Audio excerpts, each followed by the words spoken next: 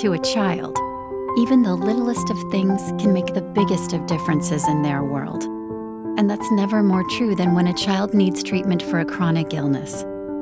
It's a hand to hold, a joke to tell, a sticker to make it fun when it's anything but. It is infusion therapy and dialysis.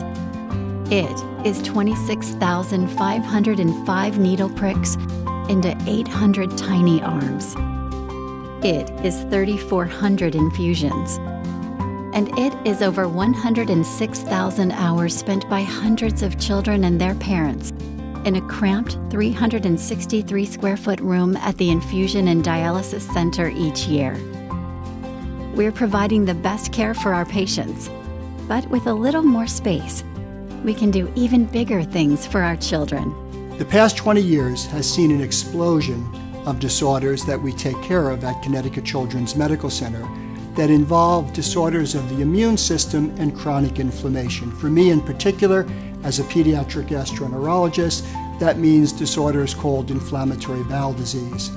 Whereas 20 years ago, we might take care of 20 new children per year, we now see 80 to 100 new children per year. Fortunately, new therapies have also been developed during this period of time, but they're not given as pills, they're not given as liquids, they're given as intravenous infusions. Currently in the state of Connecticut, children with kidney diseases have no place to be dialyzed alongside other children. The children that we care for sit in dialysis units with adults and elderly people in very dark rooms that are not light and bright and fun for them.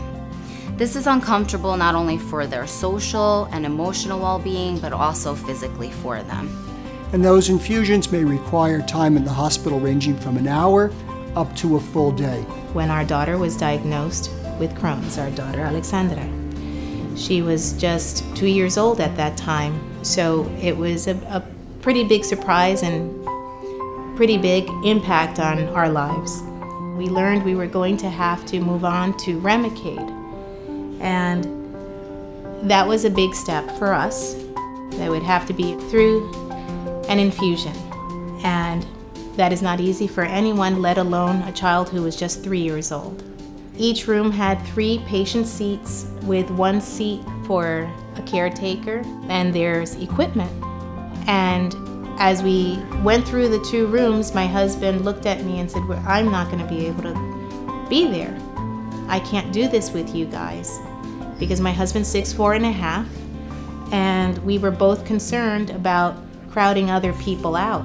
And the way we're seated now is the way we were always seated, because we had to not only conserve space, but I needed to provide her with as much comfort and comfortable seating as possible, because the infusion process always began with about 8 to 10 minutes of loud crying and screaming, because it was not an easy process. It's painful. In order to get through some of our situations at the infusion center, we had to create some characters, or call the experience a more friendly experience. We'd call it the Remy pinch. There's a whole Remy family out there with Remy pets.